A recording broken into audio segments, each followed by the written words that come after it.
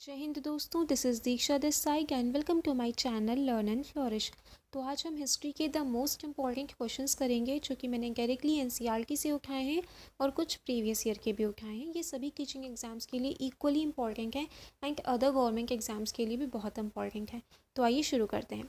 तो first question है हमारा, which one of the following was the language of administration under the Delhi sultans. और as I said मैं previous year के question उठाऊंगी। ये सीटेट तो 2015 सीटेट 2015 का क्वेश्चन है, डायरेक्टली वहाँ पूछा गया था, आप ये जा करके देख सकते हैं। तो क्वेश्चन में क्या कह रहा है, क्वेश्चन में कह रहा है कि दिल्ली सुल्तान्स जब दिल्ली सुल्तान्स थे वो रूल कर रहे थे, रूलिंग उनमें पावर थी, तो उनके टाइम पे एडमिनिस्ट्रेशन के जो भी काम वगैरह होते थे तो उसमें कौन सी लैंग्वेज का यूज़ किया जाता था, कौन सी लैंग्वेज यूज़ की जाती थी एडमिनिस्ट्रेशन में? पर्शियन, उर्दू, हिंदी, अरेबिक, इनमें से कौन सी लैंग्वेज यूज़ की जाती थी? बताइए। सो मैं आपको राइट आंसर बताती हूँ। Option A is the right answer. Persian language use की जाती थी। कई बच्चे हो सकता है उर्दू पे टिक लगा दें, उर्दू भी नहीं की जाती थी, हिंदी भी नहीं की जाती थी और अरेबिक भी नहीं की जाती थी। पर्शियन लैंग्वेज यूज़ की जाती थी और ये बहुत ही इंपॉर्टेंट क्वेश्चन है, कई बार पूछा जा चुका है डिफरेंट डिफरेंट एग्जाम्स में, क्योंकि बच्चे इसमें कन्फ्यूज़ करते हैं, इसी वजह से ये क्वेश्चन पूछा जाता है। बहुत से बच्चे अरेबिक लगा देते हैं, उर्दू लगा देते हैं, लेकिन नहीं, दिल्ली सुल्तान्स के समय एडमिनिस्ट्रेशन में जो लैंग्वेज यूज़ की जाती थी वो पर्शियन ही की जाती थी।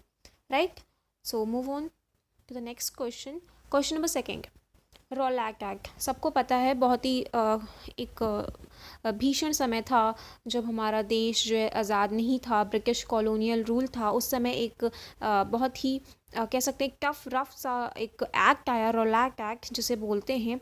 वो 1919 में आया था और उसको इंडिया में बहुत ही अपोज किया गया, बहुत ही विद्रोह किया गया इस एक्ट का। क्यों किया गया, क्वेश्चन पूछा है क्यों किया गया, रॉलैक एक्ट 1919 का इंडिया में क्यों विरोध किया गया? और ये क्वेश्चन भी 2015 सीटेट में पूछा गया था, आप देख सकते हैं प्रीवियस ईयर। तो डायरेक्टली एनसीईआरटी से है और डायरेक्टली एग्जाम से है प्रीवियस ईयर से। तो चार ऑप्शन है। पहला है it give right to separate electorates to Muslims, मतलब कि ये जो एक्ट है ये इसलिए इंडिया में अपोज किया गया बिकॉज इसको मुस्लिम्स के लिए अलग जो है कि इलेक्ट्रेट इसमें दे दिए गए थे, मतलब कि मुस्लिम्स के लिए इलेक्शंस में अलग ही कुछ सीट्स वगैरह फिक्स कर दी गई थी, इस वजह से था।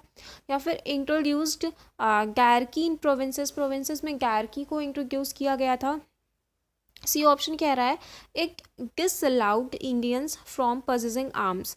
इसमें इंडियंस को, इस एक्ट में इंडियंस को, भारतीयों को आर्म्स यानी कि अस्त्र या शस्त्र रखने की पाबंदी कर दी गई थी। या फिर चौथा ऑप्शन है it curved the fundamental rights like freedom of expression and strengthening police powers, मतलब कि इस एक्ट के अंतर्गत इंडियन पीपल के फंडामेंटल राइट्स को जो है कि ख़त्म कर दिया गया था, उन पर नियंत्रण लगा दिया गया था, रोक लगा दी गई थी। जैसे कि फ्रीडम ऑफ एक्सप्रेशन, लाइक लोग अपनी बात नहीं कह सकते, या फिर मतलब कि उनके जो भी फ्रीडम ऑफ उनके जो भी राइट्स थे वो हटा दिए गए थे, उन पर नियंत्रण लगा दिया गया था और पुलिस पावर को स्ट्रेंथ दे दी गई थी और बढ़ा दिया गया था। तो इनमें से चारों में से कौन सा रीज़न है जिसकी वजह से रॉलैक एक्ट का जो है कि विरोध हुआ इंडिया में? तो आपने सही आंसर आई थिंक सोच लिया होगा, तो option D is the right answer. Rowlatt act का विरोध इसलिए हुआ क्योंकि ये इंडियंस के, भारतीयों के फंडामेंटल राइट्स पर नियंत्रण लगाता था, कर्ब करता था, नियंत्रण लगाता था। जैसे कि जैसे कि एग्जाम्पल में फ्रीडम ऑफ एक्सप्रेशन, लाइक आप अपनी बात नहीं रख सकते, चार लोग इकट्ठे होकर बातें नहीं कर सकते, है ना। तो इस वजह से रॉलैक एक्ट का बहुत बहुत बहुत ज़्यादा ही विरोध हुआ, है ना। तो आपको ये बात याद रखनी है, बहुत सारे एग्जाम्स में ये पूछा जाता है। नेक्स्ट क्वेश्चन है टीपू सुल्तान सबको याद है ना। तो टीपू सुल्तान की जो तलवार थी क्या थी, स्वॉर्ड थी, वो किसकी बनी हुई थी, ये एनसीईआरटी में स्पेशली मेंशन है, का एक छोटे सा पैरा इसके बारे में दिया हुआ है। That's why I mention this question because NCERT से डायरेक्टली क्वेश्चन पूछ ही लेता है, एंड स्पेशली सीटेट में तो बिल्कुल ही पूछता है।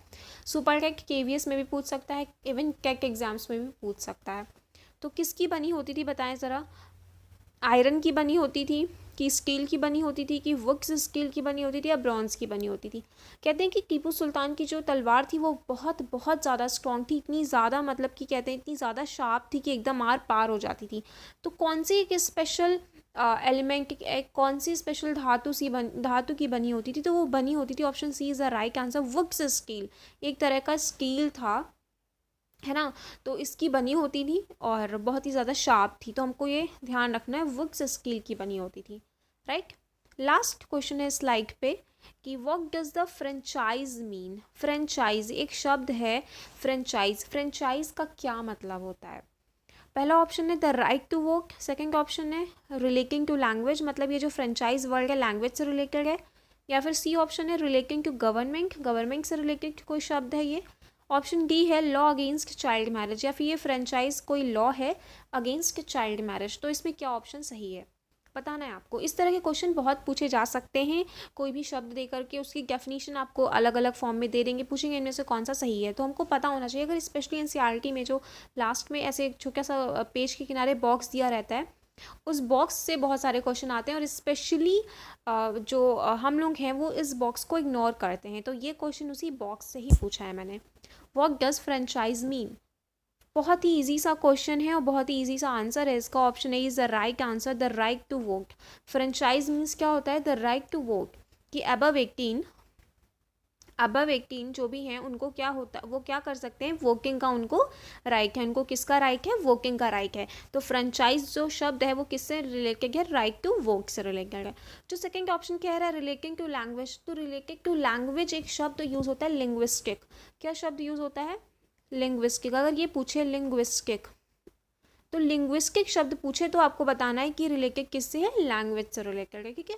रिलेटेड टू गवर्नमेंट एकदम नहीं, लॉ अगेंस्ट चाइल्ड मैरिज ऐसा कुछ भी नहीं है। जो लॉ था चाइल्ड मैरिज का वो हम नेक्स्ट वीडियोज़ में पढ़ लेंगे। फ्रेंचाइज से कोई मतलब नहीं, तो फ्रेंचाइज का सीधा सीधा मतलब है द राइट टू वोट, याद रहेगा। चलिए move to the next slide. पहला क्वेश्चन है the arms act, the arms act was passed in. Arms act क्या था, सबसे पहले हमको तो ये जानना है, और कब पास हुआ, ये ऑप्शन है। तो देखो मैंने लास्ट एक लाइन लिखी हुई है, मैंने क्वेश्चन ऐसे लिखे हैं जैसे जिस क्वेश्चन में मैं एक्सप्लेन कर सकती थी, इसमें कुछ लिखने की ज़रूरत नहीं थी, उधर मैंने नहीं लिखा, लेकिन इस क्वेश्चन में आप देख रहे हैं मैंने इधर भी एक्सप्लेनेशन लिखा है, नीचे भी एक्सप्लेनेशन लिखा हुआ है क्वेश्चन का, सो दैट कि थंबनेल पे लिखा था ना मैंने with explanation, so I am not lying, मैं प्रीवियस ईयर भी करा रही हूँ, मैं एक्सप्लेनेशन भी दे रही हूँ, मैं मोस्ट इंपॉर्टेंट एनसीईआरटी से क्वेश्चन भी ले रही हूँ। तो अगर आपको ये पीपीटी पे मैंने जितनी मेहनत की आपको पसंद आ रही है, then please don't forget to hit the like button, okay, and please subscribe to my channel and share the video also. चलिए क्या कह रही थी मैं, आर्म्स एक्ट। आर्म्स एक्ट क्या था, एक्चुअली आर्म्स एक्ट जो है कि पास हुआ था, किस लिए पास हुआ था कि डिसअलाउइंग इंडियंस फ्रॉम पजेसिंग आर्म्स, मतलब कि जो इंडियंस थे वो आर्म्स मतलब कि कोई शस्त्र वगैरह नहीं रख सकते थे, कोई चाकू वगैरह गन वगैरह नहीं रख सकते, तो इंडियंस को आर्म्स रखने के लिए मतलब इसमें इस एक्ट में क्या किया गया, मना किया गया, इंडियंस को अलाउ नहीं किया गया कि वो नहीं रख सकते हैं। तो ये एक्ट कब पास हुआ, 1878, 76, 74, 75, ऐसे ही ऑप्शन देगा आपको, ये सारे कंफ्यूज करने वाले। तो ये एक्ट पास हुआ था, option number A is the right answer, 1878 में पास हुआ था। कब हुआ था, 1878 में पास हुआ था, ठीक है ना। तो आर्म्स एक्ट कब पास हुआ, 1878 में, और आर्म्स एक्ट क्या था, disallowing Indians from possessing arms, Indians को आर्म्स रखने के लिए, कोई शस्त्र वगैरह रखने के लिए इंडियंस को क्या कर दिया गया था, डिसअलाउ कर दिया गया था, मना कर दिया गया था, right. Okay, move to the next question.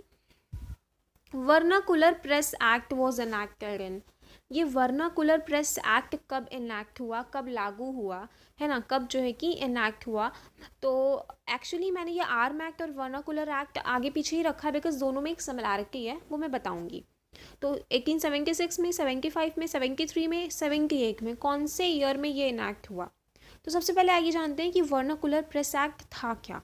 Government can confiscate the assets of the newspapers including their printing presses if the newspapers published anything that was found objectionable, मतलब जब ब्रिटिश कॉलोनियल रूल था हमारे country में, India में, तो क्या हुआ था, ब्रिटिशर्स बहुत ही क्लेवर थे, है ना, हमको पता है ये बहुत ही क्लेवर थे। तो उन्होंने ऐसा कर दिया कि भाई अगर कोई भी प्रिंटिंग प्रेस, कोई भी न्यूज़ पर्सन, कोई भी प्रिंटिंग प्रेस कोई भी ऐसी न्यूज़ डालता है, लिखता है, छापता है जो ऑब्जेक्शनेबल है, जो ब्रिटिश गवर्नमेंट को क्या लग रही है, ऑब्जेक्शनेबल लग रही है। ब्रिटिश गवर्नमेंट को ऑब्जेक्शनेबल क्या लगेगा, जो ब्रिटिश गवर्नमेंट के विरोध में होगा, जो ब्रिटिश गवर्नमेंट के विरोध में होगा। तो कोई भी ऐसी न्यूज़ जो ब्रिटिश गवर्नमेंट को ऑब्जेक्शनेबल लगती है तो उस न्यूज़पेपर की ऐसे को और उस प्रिंटिंग प्रेस को भी क्या कर दिया जाएगा, कॉन्फिस्केट कर दिया जाएगा, एकदम बंद कर दिया जाएगा, गवर्नमेंट के अधिकार में ले लिया जाएगा। तो ये था हमारा वर्नाकुलर प्रेस एक्ट। भाई एकदम ही फ्रीडम ऑफ स्पीच का क्या कर दिया इन्होंने, बैंड बजा दी फ्रीडम ऑफ स्पीच की। हमारे कंट्री में आकर के हमारे राइट्स को ये मार रहे थे ब्रिटिशर्स, है ना। तो वर्नाकुलर प्रेस एक्ट, आप ये प्रेस इस एक्ट में ही है तो आप समझ सकते हैं ये प्रिंटिंग प्रेस से रिलेटेड है, न्यूज़ से रिलेटेड है। कोई भी ऐसी न्यूज़ अगर प्रेस होती है जो ब्रिटिश गवर्नमेंट को क्या लगती है, ऑब्जेक्शनेबल लगती है, स्पेशल ये वर्ड मेंशन एनसीईआरटी में, that's why I am again and again focusing on this word. अगर कोई भी न्यूज़ ब्रिटिश गवर्नमेंट को ऑब्जेक्शनेबल लगती है तो उस न्यूज़पेपर ऐसे को, उस प्रिंटिंग प्रेस को एकदम बंद कॉन्फिस्केट कर दिया जाएगा, ठीक है ना। अब बताइए ये कब पास हुआ था, ये पास हुआ था, इनैक्ट हुआ था 1878। अभी मैंने बताया था कि आर्म्स एक्ट और वर्नाकुलर एक्ट मैंने आगे पीछे इसलिए लिया है बिकॉज इनमें एक सिमिलरिटी ये है कि दोनों ही एक ही ईयर में आए।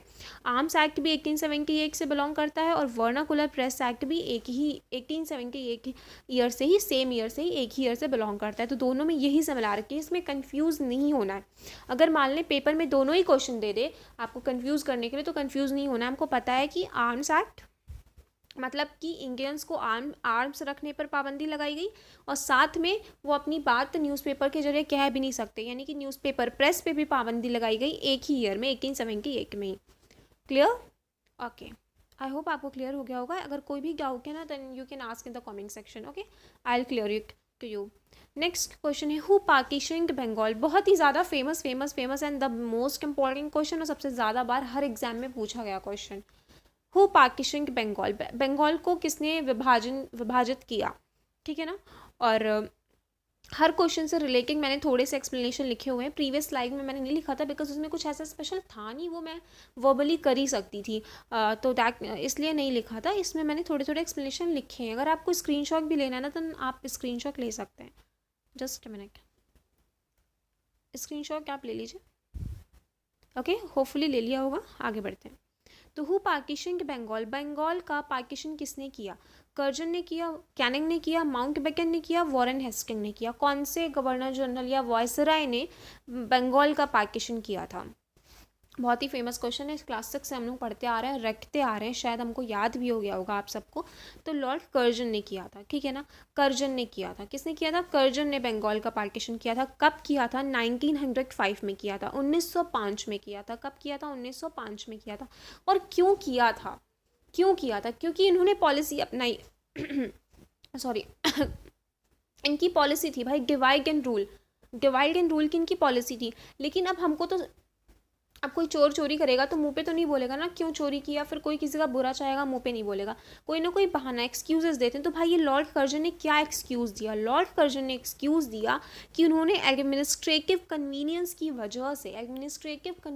वजह से डिवाइड किया बंगाल को। क्यों? एक्चुअली बंगाल पहले क्या था? बंगाल जो है कि आज हम बंगाल अलग देखते हैं, लेकिन पहले बंगाल में बिहार भी था और कुछ उड़ीसा के भी पार्ट थे। तो बंगाल एक तरह से हम कह सकते हैं एक बिग प्रोविंस थी। क्या थी? ब्रिटिशर्स के समय एक बहुत ही बिग प्रोविंस थी। तो लॉर्ड कर्जन ने कहा कि भाई इस बिग प्रोविंस को हम एडमिनिस्ट्रेटिव पर्पस की वजह से अलग कर रहे हैं, पार्टीशन कर रहे हैं, बिकॉज हमें क्या हो रही है, प्रॉब्लम फेस करनी पड़ रही है इसके रूल करने में, ठीक है ना। यहाँ पे मैनेजमेंट नहीं हो पा रहा है, सब डिसमैनेज के हौश पौश हो गया है, मेस हो गया है कम्प्लीटली, और इसी वजह से हमें डिवाइड करना पड़ेगा, that's why we can rule properly. और ये कम्प्लीटली क्या था? कुछ नहीं था, बकवास था। ये क्या था? एक्सक्यूज़ था। ये सारे उनके एक्सक्यूज़ थे, डिवाइड एंड रूल की पॉलिसी थी, ठीक है ना। तो क्वेश्चन कुछ भी क्वेश्चन पूछ सकता है। मैंने इतनी कहानी इसलिए सुनाई क्योंकि क्वेश्चन ये भी पूछेगा हु पार्टीशन बंगाल हम लगाएंगे कर्जन ने किया, कब हुआ? 1905 में हुआ। क्यों हुआ? ये वाई वाले क्वेश्चन को हम स्किप कर देते हैं, most of the student skip कर देते हैं। हुआ क्यों था? हुआ तो उनकी कूटनीति की वजह से था, लेकिन कर्जन ने क्या अपना ओपिनियन रखा कि क्यों हुआ? तो वो ओपिनियन उसने ये रखा था कि हम एडमिनिस्ट्रेटिव कन्वीनियंस की वजह से बंगाल को पार्टीशन कर रहे हैं, हमें प्रॉब्लम आ रही है रूल करने में। मतलब नॉट रूल करने में, हमें मैनेज करने में, मतलब इस प्रोविंस को कम्प्लीटली एडमिनिस्ट्रेशन नहीं अच्छा हो पा रहा है। एक क्वेश्चन ये भी पूछ सकता है कि जो बंगाल प्रोविंस थी बहुत ही बड़ी थी, तो उसमें कौन कौन से स्टेट्स आते थे, मतलब प्रेजेंट वर्तमान में जो जो स्टेट्स हैं तो वो पहले कौन कौन से बंगाल प्रोविंस में स्टेट्स मिले हुए थे। ओके, तो ऑप्शन दे देगा Uttar Pradesh, Rajasthan, Haryana. Then we must know भाई, राजस्थान हरियाणा बहुत दूर है, बंगाल में नहीं। तो बंगाल के पास क्या है, बिहार है। तो बिहार जो है कि बंगाल में पहले था, और कुछ उड़ीसा के पार्ट्स बंगाल में थे, तो मिलाकर के एक बिग बंगाल प्रोविंस बनता था, राइट। होपफुली आपको क्लियर होगा। नेक्स्ट स्लाइड पे चलते हैं। What does sovereign mean, question number 1 अच्छे से पढ़ रहे होंगे ना। What does sovereign mean, sovereign एक शब्द है, एनसीईआरटी में स्पेशली मेंशन है। अगेन ये बॉक्स वाले क्वेश्चन, साइड बॉक्स वाले क्वेश्चन से लिया गया है। तो सॉवरेन का मीन क्या होता है। पहला ऑप्शन है the capacity to act independently with outside interference, मतलब कि किसी राज्य देश की उस कैपेसिटी को सॉवरेन कहते हैं जो मतलब कि राज्य या देश अपने मतलब इंडिपेंडेंटली एक्ट कर रहा है, स्वतंत्र रूप से एक्ट कर रहा है विथ आउटसाइड इंटरफेरेंस। लेकिन आउटसाइड बाहर से भी थोड़े थोड़े, मतलब अदर कंट्रीज़ के भी थोड़े इंटरफेरेंस हैं, थोड़ा उनका रूल है। ये मतलब होता है सॉवरेन का। या फिर सेकंड ऑप्शन है रिलेटिंग टू लैंग्वेज, ये कोई सॉवरेन एक टर्म है कुछ लैंग्वेज से रिलेटेड, वो तो मैंने पहले के आपको क्लियर कर दिया, लिंग्विस्टिक वो टर्म होता है, इसीलिए क्लियर कर दिया कि हर बार ऑप्शन में आप कंफ्यूज ना करें। ऑप्शन सी, ये कोई गवर्नमेंट से रिलेटेड शब्द है। या फिर option D, the capacity to act independently, मतलब इंडिपेंडेंटली स्वतंत्र रूप से एक्ट करने की, कार्य करने की क्षमता, विथआउट आउटसाइड इंटरफेरेंस, बिना किसी बाहरी हस्तक्षेप के। तो इंडिया हमारा एक सॉवरेन कंट्री है, तो उसका मतलब क्या है। चारों ऑप्शंस में से जल्दी सेलेक्ट करें, क्या होगा इसका सही उत्तर। तो हम लॉक करते हैं अपने ऑप्शन नंबर डी को। So option number D lock किया जाए because it is the right answer. The capacity to act independently without outside interference, option A और ऑप्शन डी में यही आंसर था, यही अंतर था। ऊपर विथ लिखा है, इसमें विथआउट लिखा है, तो मतलब एक देश की अपने बिना किसी बाहरी हस्तक्षेप के कार्य करने की, स्वतंत्र रूप से कार्य करने की इस प्रोसेस को या इस कैपेसिटी को क्या बोलते हैं, सॉवरेन बोलते हैं, राइट। तो अभी आपको इस पर डाउट नहीं करना है ना, कि ये क्या है, क्या मतलब है इसका, ठीक है ना। नेक्स्ट चलते हैं। Gandhi ji arrived in India in dash catch catch from South Africa. अब कुछ लोग ये मत कंफ्यूज हो जाना कि गांधी जी तो भाई इंडिया नहीं थे, तो ये क्या क्वेश्चन है कि गांधी जी इंडिया कब आए साउथ अफ्रीका से। तो गांधी जी इंडियन ही थे, गांधी जी इंडिया में ही उनका जन्म हुआ, लेकिन उसके बाद वो अपनी लॉ प्रैक्टिस एंड किसी केस को लड़ने के लिए फिर साउथ अफ्रीका गए। फिर साउथ अफ्रीका के मूवमेंट में उन्होंने पार्टिसिपेट किया। उनको जो है कि साउथ अफ्रीका में वो जो रंगभेद नीति वगैरह थी उसके अगेंस्ट उन्होंने बहुत कार्य किया, है ना। तो ये सब करने वरने के बाद पूछा जा रहा है कि गांधी जी इंडिया वापस कब आए।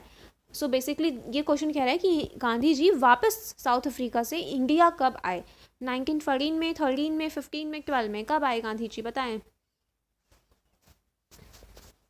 तो गांधी जी इंडिया वापस आए थे, कब आए थे, 1915 में, 1915 में आए थे, राइट। 1915 में गांधी जी इंडिया अपने देश वापस आए। उसके बाद वो वापस आए, एक साल तक, पूरे 1 ईयर, एक आने के बाद पूरे एक साल तक उन्होंने क्या किया, ये भी क्वेश्चन पूछ सकता है। मैं आपको एक्सप्लेन कर देती हूँ। गांधी जी वापस आए इंडिया 1915 में। उसके बाद आने के बाद उन्होंने पूरे एक साल पूरे भारत भ्रमण किया। क्या किया, भारत भ्रमण किया, देखा कि हाँ भारत में क्या स्थिति है लोगों की, हिंदू मुस्लिम टर्म्स आपस में कैसे हैं, यानी कि पूरी भारत की स्थिति समझने की उन्होंने कोशिश की, वहाँ का पूरा आकलन किया, है ना। तो यहाँ से 2 क्वेश्चन हो रहा है कि गांधी जी इंडिया कब आए, तो 1915 में आए, हमने ये देखा ही। और मतलब कि आने के एक साल बाद तक उन्होंने क्या किया ये भी पूछ सकता है। तो हमें पता है गांधी जी एक साल तक आए, गांधी जी आए और फिर एक साल तक उन्होंने पूरा इंडिया का क्या किया, इंडिया के लोगों की स्थिति समझी, उनकी ज़रूरतों को समझा और पूरी ओवरऑल सिचुएशन का जायज़ा लिया, ठीक है ना। Next and the last question आज की स्लाइड का, आज के वीडियो का। Who was the first Indian women, very again very very important question, सारे इंपॉर्टेंट है, ये ऊपर वाला भी बहुत इंपॉर्टेंट है, बहुत एग्जाम में पूछा है, गांधी जी कब साउथ अफ्रीका से भारत वापस आए, तो सारे ही मैंने द मोस्ट इंपॉर्टेंट क्वेश्चन लिए, कुछ भी लेस इंपॉर्टेंट नहीं है इसमें। तो क्वेश्चन है हमारा 10th, who was the first Indian women to become president of the Indian National Congress. Indian National Congress जरा ये इस्टेब्लिश कब हुई थी, कमेंट सेक्शन में कमेंट करके बताइएगा, जिससे आपका रिवीजन हो जाएगा। तो पूछा है कि इंडियन नेशनल कांग्रेस की पहली महिला, भारतीय महिला प्रेसिडेंट कौन थी। इसमें दो क्वेश्चन फंसेंगे आपको, एक क्वेश्चन पूछेगा फर्स्ट वुमेन, मैं आपको लिख देती हूँ, एक क्वेश्चन पूछेगा फर्स्ट वुमेन और इसमें मैंने क्या पूछा है फर्स्ट इंडियन वुमेन, तो दोनों में कंफ्यूज्ड नहीं होना है, ठीक है ना, दोनों के आंसर अलग अलग होंगे, अभी मैं क्लियर करती हूँ। तो इसमें तो जो पूछा है पहले उसका जवाब देते हैं, first Indian women to become president of Indian National Congress, Ambabai, ये थोड़ा स्पेलिंग अंबाबाई की मिस्टेक हो गई है, sorry, Kalpana Dutta, Sarojini Naidu, Annie Besant, इनमें से कौन सी महिला थी जो पहली भारतीय महिला थी जो बनी नेशनल कांग्रेस की प्रेसिडेंट, बताएं ज़रा आप लोग कौन थी वो। तो हम सबको पता है option number C is the right answer, Sarojini Naidu. Sarojini Naidu पहली भारतीय महिला थी इंडियन नेशनल कांग्रेस की प्रेसिडेंट बनने वाली, ठीक है ना। अगर मैं इस क्वेश्चन में से इंडियन हटा दूं, इस क्वेश्चन में से मैं इंडियन हटा दूं, तब क्या आंसर देंगे आप ज़रा बताएं। अगर मैंने इसमें से इंडियन हटा दिया तो तब क्या आंसर होगा, मतलब पहली महिला, मात्र पहली महिला to become president of Indian National Congress, तब क्या आंसर होगा। तो ऑप्शन नंबर 4 को लॉक किया जाए, ऑप्शन नंबर डी को लॉक किया जाए, एनी बेसेंट, तब आंसर होगा एनी बेसेंट। लेकिन अगर मैं कह दूं इंडियन वुमेन तो ऑप्शन होगा सरोजनी नायडू, और ईयर क्या था 1925, 1925 में ये बनी थी, ठीक है ना। तो ये हमारे कुछ क्वेश्चंस थे, एनसीईआरटी क्वेश्चन थे, हिस्ट्री के क्वेश्चन थे, सब एग्जाम्स के लिए इंपॉर्टेंट है and the most important questions थे, और ये सीरीज़ हमारी चलती रहेगी, कंटिन्यू रहेगी। सो अगर आपको ये एफर्ट पसंद आ रहे हैं मेरे, then please hit the like button, do subscribe to my channel and share the video as I always say, because sharing is caring. जय हिंद, टेक केयर।